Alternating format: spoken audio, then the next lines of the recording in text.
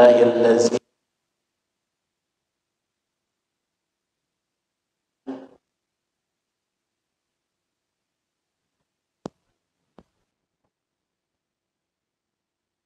wa ashhadu anna Muhammadan abduhu wa rasulullah la nabiyya ba'da. Allahumma salli ala sayyidina Muhammad wa ala ali sayyidina Muhammad, amma ba'd. Faya ibadallah, fa inni usikum wa nafsi bittaqwallah wa ta'atihi la'allakum tuflihun. Wa qala an-nabi sallallahu alaihi wasallam, innamal a'malu binniyat wa innama likulli imri'in ma nawa. Faman kanat hijratuhu ila Allahi war rasul fa hijratuhu ila Allah war rasul. Waman kanat hijratuhu lidunya yusibuha aw imra'atin yankihuha fa hijratuhu ila ma hajara ilaih. Alhamdulillah, puji serta syukur mari sama kita haturkan kepada Allah Subhanahu wa taala atas nikmatnya pada hari ini di hari Kamis, yaitu tanggal 25 Januari 2024 atau juga bertepatan dengan 13 Rajab 1445 Hijriah. Allah izinkan kita untuk menikmati keimanan yang begitu luar biasa, sehingga kita baru saja melaksanakan ibadah fardu, yaitu sholat fardu zuhur. Kemudian kita lanjutkan dengan menyaksikan salah seorang saudari kita masuk ke dalam ajaran agama Islam, yang kita berdoa semoga segala amal ibadah kita senantiasa diterima oleh Allah Subhanahu wa taala. Amin ya rabbal alamin. Salam hormat, salam ta'zim kami sampaikan kepada segenap para pengurus DKM Masjid Jami Asy-Syifa, para jamaah sekalian, para pimpinan yang kita berdoa semoga kita senantiasa dalam perlindungan dan juga bimbingannya Allah Subhanahu wa taala. Amin ya rabbal alamin. Hadirin jamaah rahimakumullah, tidak terasa sekarang kita sudah masuk bulan Januari. Benar, bulan Januari. Bulan hijriahnya bulan apa sekarang? Bulan Rajab. Habis Rajab Sya'ban, habis Sya'ban Ramadan. Luar biasa, nggak terasa ya. Perasaan baru kemarin kita baru perasaan lebaran. Besok udah pengen puasa aja. Lebih kurang sekitar bulan Maret kalau nggak salah kita sudah masuk bulan suci Ramadan. Ada salah satu amalan yang senantiasa diajarkan oleh para guru kita, para ulama kita di bulan Rajab ini. Kenapa? Pertama, karena bulan Rajab merupakan salah satu bulan yang mulia. Disebabkan apa? Disebabkan karena terdapat beberapa peristiwa di dalamnya. Dan barang siapa yang beramal di bulan Rajab ini, maka dia punya amalan, pahalanya akan dilipat gandakan oleh Allah Subhanahu wa ta'ala. Bulan haram itu ada 4, salah satunya adalah bulan Rajab. Makanya di bulan Rajab ini kita diperintahkan untuk senantiasa memperbanyak amalan ibadah kita. Salah satu doa yang senantiasa kita ucapkan pada saat masuk bulan Rajab adalah Allahumma barik lana fima razaqtana. Betul gak?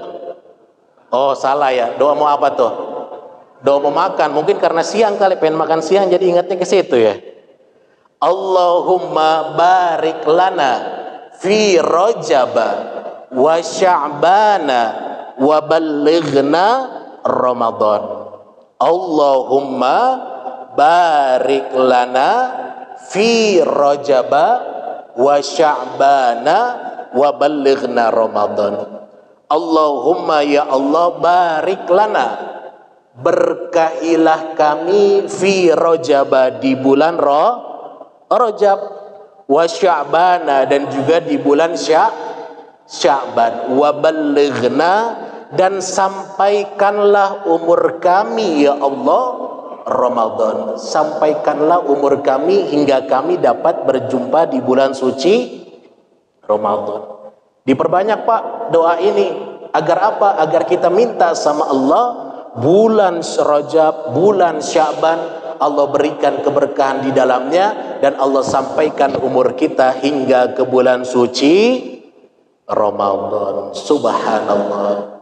Jadi amaliyah ini terdapat di dalam salah satu kitab, yaitu kitab musnadnya Imam Ahmad bin Hanbal, di mana di dalam kitab ini beliau mengatakan Nabi melazimkan doa ini, walaupun ada seorang ulama yang mengatakan hadis ini dhaif, tapi hadis dhaif ketika digunakan sebagai fadhailul a'mal, maka itu tidak kita permasalahkan dan diperbolehkan untuk diamalkan sebagai fadilah atau keutamaan kita beramal di dalam doa-doa tersebut.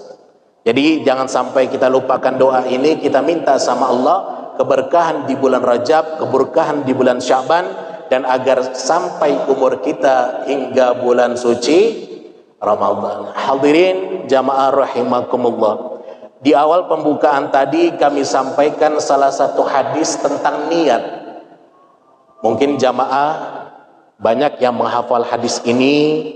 Kalau kita buka kitab hadis, misalnya kitab Riyadhus Shalihin, kemudian juga misalnya kita lihat kitab Hadis Arba'in Nawawi, itu beliau pengarang kitab mengutip hadis ini dijadikan hadis yang pertama kali dicantumkan dalam kitab hadis beliau. Nabi mengatakan innamal a'malu binniyat, sesungguhnya segala perbuatan amal kita tergantung dengan niatnya. Sehingga apa? Sehingga tatkala kita melaksanakan salah satu kegiatan, kita niatkan untuk ibadah, maka yakinlah itu akan bernilai ibadah selama kegiatan tersebut tidak bertentangan dengan syariat Islam. Salah satu contohnya adalah misalnya kita berangkat kerja dari rumah, atau kita dari rumah untuk menjenguk salah seorang keluarga atau sahabat kita yang sedang dirawat di sini. Sebelum kita berkendaraan, kita niatkan, ya Allah, saya niat keluar rumah untuk ibadah. Ya Allah, saya niat keluar rumah untuk mencari nafkah, yang nanti nafkah tersebut akan saya berikan kepada keluarga saya, sehingga keluarga kami senantiasa dapat menjalankan ibadah kepadamu. Maka yakinlah keluarnya kita itu akan dicatat sebagai amal ibadah oleh Allah Subhanahu wa ta'ala. Jadi mulai besok kalau kita keluar rumah, jangan hanya sekedar keluar, jangan hanya sekedar untuk menjalankan kewajiban, jangan hanya sekedar untuk rutinitas biasa saja, sehingga khawatir nanti tidak bernilai pahala ibadah. Tapi mulai besok nih, kalau kita keluar rumah, kita udah niatin bahwasanya saya niat cari nafkah untuk ibadah, maka akan dicatat sebagai pahala ibadah oleh Allah Subhanahu wa ta'ala. Jangankan untuk keluar mencari rezeki, kita mau tidur aja, kita niatin ibadah, itu bisa berpahala ibadah. Tapi harus dilihat juga waktunya. Jangan udah pengen masuk waktu sholat, dia tidur niatin ibadah, karena kan sama-sama ibadah. Jangan, orang begini salah. Misalnya kita pengen tidur malam hari, ba'da sholat isya, kita pengen istirahat, kita niatin, ya Allah, saya niat tidur sebagai ibadah, agar nanti ketika saya bangun bisa melaksanakan ibadah, sholat sunnah tahajud misalnya, atau sholat fardu subuh misalnya. Maka ketika kita tidur, tidurnya itu pun akan bernilai ibadah. Oleh sebab itu jangan sampai kita melaksanakan segala rutinitas dalam hidup kita hanya sekedar menjalankan kewajiban tanpa ada niat ibadah di dalamnya. Kalau kita niatin ibadah, maka itu akan bernilai ibadah. Sebagai contoh lagi, misalnya kita pengen masuk ke dalam masjid.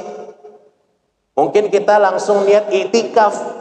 I'tikaf itu adalah perkara yang sunnah dilakukan.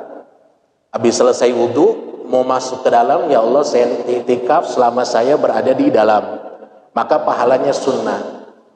Bisa kita menjadi pahala wajib pada saat beriktikaf di dalam masjid, pada saat kita niat nazar. Misal, habis wudu dari bawah mau ke atas. Pada saat di depan kita niat, ya Allah saya niat nazar iktikaf di dalam masjid selama saya berada di dalamnya, maka pahala iktikafnya bukan lagi pahala sunnah, tapi pahalanya pahala wajib. Kenapa? Karena dia bernazar untuk iktikaf ketika dia masuk ke dalam masjid. Jadi segala sesuatunya itu tergantung dengan niatnya. Jangan sampai kita melaksanakan segala sesuatunya dengan didasari tanpa niat. Ini yang khawatir ketika kita melaksanakan tidak diniatkan, maka pahalanya atau nanti kita akan mengerjakan amalan tersebut secara sia-sia. Jadi beda secara kualitas orang yang berniat maupun orang yang tidak berniat atau hanya melakukan segala sesuatunya sekedar menjalankan kewajiban. Jadi kalau kita lihat kitab hadis, awalnya tuh hadis seperti itu. Kemudian Nabi melanjutkan perkataannya, innamal a'malu binniyat wa innama likulli imri'in ma nawa. Faman kanat hijratuhu ilallahi war rasul fa hijratuhu ilallahi war rasul. Wa man kanat hijratuhu lidunya yusibuha aw imra'atin yankihuha fa hijratuhu ila ma hajara ilaih. Ini Nabi lanjutkan sabdanya, beliau katakan bahwasanya ketika orang yang hijrah bersama Nabi, dia niat hijrahnya itu karena Allah dan Rasulnya, maka dia akan mendapatkan segala-galanya. Tapi sebaliknya ketika dia niat hanya untuk dunia saja, maka dia akan mendapatkan dunia tanpa dia mendapatkan pahala ataupun juga keridhaan dari Nabi Muhammad sallallahu alaihi wasallam. Jadi pahala atau segala pekerjaan yang kita lakukan yang sifatnya duniawiyah bisa menjadi pahala ukhrawiyah ketika kita menjalankan hal tersebut didasari dengan niat. Inilah pentingnya niat dalam kehidupan sehari-hari. Tadi kita lihat bagaimana saudari kita beliau masuk Islam disebabkan karena hatinya itu tergetar ketika mendengar panggilan azan, ketika mendengarkan salawat Nabi dibacakan di masjid-masjid.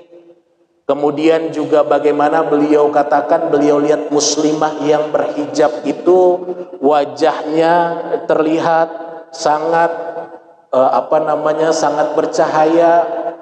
Ini kita lihat bagaimana ketika di dunia seseorang yang belum memeluk ajaran agama Islam, dia bisa terpanah dengan salah satu hal yang ini merupakan juga termasuk daripada kewajiban seorang muslimah.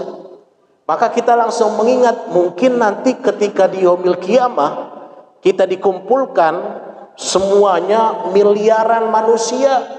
Untuk apa? Untuk dihisab berkaitan dengan amalan ibadah yang kita lakukan di dunia ini. Terlihat dari apa wajah umatnya Nabi? Terlihat dari cahaya yang terpancar dari wajahnya. Di dalam Al-Quran dikatakan simahum fi wujuhihim min asaris sujud. Jadi umatnya Nabi Muhammad pada nanti di yaumil qiyamah itu akan bercahaya. Cahaya itulah yang akan ditandai oleh Nabi bahwasanya itu adalah umatku. Dari mana cahayanya? Dari wudu, dari ibadah yang senantiasa dia lakukan ketika kehidupan di dunia. Oleh sebab itu salah satu ajaran sunnah Nabi adalah agar kita menjaga wudu kita. Jangan sampai kita batal dalam wudu kita. Usahakan semaksimal mungkin. Mau berangkat kerja berwudu, ketika senggolan dengan yang bukan muhrimnya maka dia berwudu kembali. Habis buang air dia berwudu lagi. Ingin sholat dia tajdidul wudu, memperbaharui wudunya lagi. Agar apa? Agar nanti wajah kita semakin bersinar, semakin bercahaya di yaumil qiyamah, sehingga nanti kita dikumpulkan dengan Nabi kita Muhammad sallallahu alaihi wasallam. Jadi luar biasa. Tadi saudari kita mengatakan bahwasanya saya begitu melihat muslimah yang berhijab, wajahnya bagaikan bercahaya, mengingatkan kita bagaimana nanti wajah kita di akhirat. Mudah-mudahan wajah kita bercahaya sehingga kita nanti dikumpulkan bersama dengan Nabi dan juga bersama dengan umat-umatnya beliau yang lainnya. Amin ya rabbal alamin. Hadirin rahimakumullah, waktu kita sebentar lagi. Di dalam salah satu ayat Al-Quran sering kita baca ayat yang mengisahkan berkaitan dengan bagaimana seorang muslim minta sama Allah agar ketika kita meninggal dunia hati kita ini tidak dibalikkan. Artinya kita agar wafat dalam keadaan membawa agama Islam, wafat dalam keadaan husnul khatimah. Orang setinggi apapun jabatannya, sekaya apapun hartanya, ketika dia wafat dia tidak membawa iman, maka yakinlah kehidupannya adalah kehidupan yang merugi, bukan termasuk orang yang sukses. Kenapa? Sebab kita tidak tahu nanti akhir hidup kita, akankah kita masih tetap beragama Islam atau tidak. Maka Allah katakan, wahai orang-orang yang beriman, masuklah kalian di dalam ajaran Islam kafah, secara menyeluruh. Atau ketika ada orang ingin masuk Islam, tadi ditanyakan baik sama MC maupun sama Al-Fakir, ada paksaan atau enggak? Karena sesuai dengan ayat Al-Quran, Allah katakan la ikraha fiddin, tidak ada paksaan di dalam memeluk ajaran agama Islam.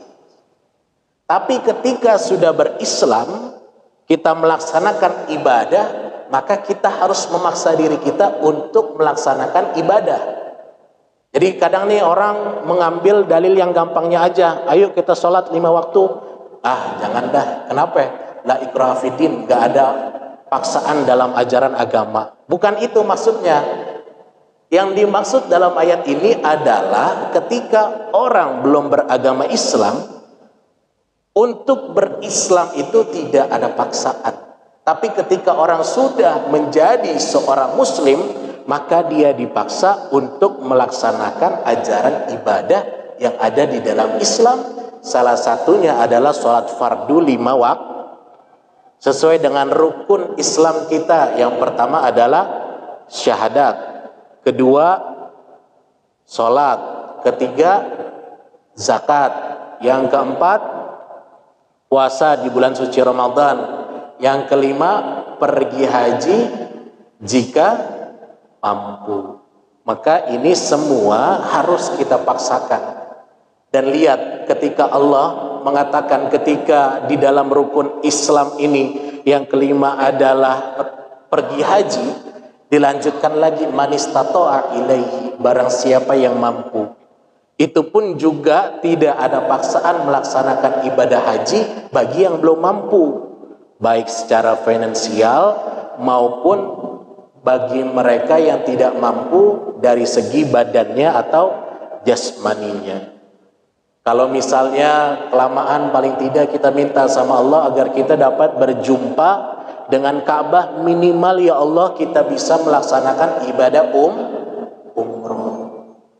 Kadang Pak, kalau saya lagi bawa jamaah umroh, Ada salah satu jamaah atau beberapa jamaah yang dia itu baru berangkat, padahal dari segi finansial itu mungkin dia bisa berangkat seminggu sekali, bukan setahun sekali lagi, seminggu sekali, karena saking kayanya luar biasa. Tahun kemarin bulan Februari, Al-Fakir bawa jamaah, beliau seorang pengusaha yang begitu luar biasa, rumahnya di daerah Bekasi. Ketika manasik karena private, jadi Al-Fakir itu ke rumahnya. Beliau berangkat satu keluarga, dan itu beliau berangkat baru pertama kali. Padahal kalau dihitung-hitung finansialnya, saya kira bukan cuma setahun sekali, tapi seminggu sekali beliau bisa berangkat.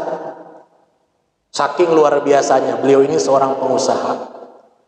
Sebelum dimulai manasik, beliau cerita, beliau ini sering memberangkatkan orang untuk umroh.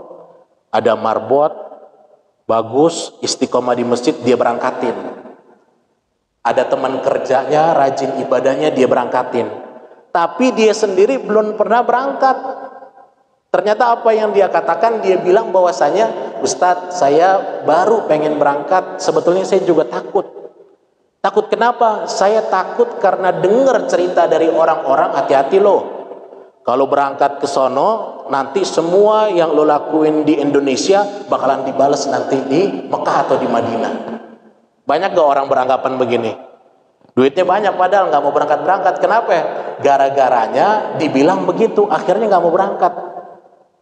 Hingga akhirnya saya bilang, Pak, segala dosa yang kita lakukan, selama kita tidak membuka aib dan dosa kita, Allah akan menutupi aib tersebut. Dan ketika kita minta bertaubat kepada Allah, kemudian tidak mengulangi kesalahan yang sama, maka yakinlah Allah menerima taubat kita, dan pasti kita akan diampuni oleh Allah selama kita tidak mengulangi segala perbuatan dosa yang telah kita lakukan. Saya tenangin seperti itu, tenang aja Pak, insya Allah berangkat mulai dari sekarang, banyak-banyak sholat taubat, minta sama Allah, minta ampun, kemudian yakin sama diri, janji sama Allah nggak bakal ngulangin kesalahan yang sama. Dia lakukan itu sebelum berangkat, kemudian dia berangkat. Pada saat di depan makom Nabi, dia itu nangis luar biasa. Dia merasakan getaran yang luar biasa. Saya tanya, Bapak kenapa menangis? Saya merasa getaran yang luar biasa, kerinduan, dan tiba-tiba saya teringat bagaimana perjuangan Nabi untuk menyebarkan ajaran agama Islam. Dari situ dia langsung bertaubat. Jadi yang namanya pergi haji ataupun umroh itu senantiasa dikatakan oleh Nabi, man istata'a ilaihi sabila. Kemudian ada salah satu doa yang tadi kita minta sama Allah, Rabbana la tuzigh qulubana ba'da iz hadaitana wa hab lana min ladunka rahmah innaka antal wahhab. Ini doa agar kita amalkan, agar apa? Allah katakan, Rabbana, wahai Tuhan kami, la tuzigh qulubana, janganlah engkau palingkan hati kami, ba'da iz hadaitana, setelah kami mendapatkan petunjuk atau hidayah dari kamu ya Allah. Wahab lana min ladunka, dan karuniakanlah dari sisimu karunia, min ladunka rahmah, yaitu rahmat, innaka antal wahhab, karena engkau adalah Tuhan yang maha beri karunia. Jadi pada saat ini kita beragama Islam, kemudian kita minta doa sama Allah agar kita juga wafat dalam keadaan Islam, agar kita mati membawa agama Islam. Rabbana la tuzigh qulubana ba'da iz hadaitana wa hab lana min ladunka rahmah innaka antal wahhab. Kita minta sama Allah agar kita wafat membawa hidayah, membawa agama Islam. Lalu doa yang kedua agar kita amalkan adalah, ya Allah biha, ya Allah biha, ya Allah bihusnil khatimah, agar kita mati membawa husnul khatimah. Wala taj'alna min su'il khatimah, dan jangan sampai kita wafat membawa su', yaitu keburukan atau akhir yang buruk dalam hidup kita. Karena sesukses apapun kita, setinggi apapun jabatan kita, sekaya apapun kita, sebanyak apapun harta kita, ketika kita wafat tidak membawa iman dan Islam, maka kita tidak akan bernilai di hadapan Allah Subhanahu wa taala. Kita angkat kedua tangan kita, kita minta kepada Allah Subhanahu wa taala, semoga tatkala kita wafat dalam keadaan husnul khatimah, kita wafat membawa agama Islam. Begitu juga kita minta sama Allah, mudah-mudahan kita senantiasa dapat memperbaiki niat kita, sehingga segala amal ataupun pekerjaan ataupun perbuatan yang kita lakukan bernilai ibadah di sisi Allah Subhanahu wa taala. Kami minta ya Allah agar kami diberikan keberkahan di bulan Rajab ini, di bulan Sya'ban, dan sampaikanlah umur kami hingga kami dapat berjumpa di bulan suci Ramadan. Allahumma barik lana fi Rajab wa Sya'ban wa ballighna Ramadan. Rabbana atina fid dunya hasanah wa fil akhirati hasanah wa qina azabannar. Subhana rabbika rabbil izzati amma yasifun wa salamun alal mursalin walhamdulillahi rabbil alamin. Bisirril Fatihah.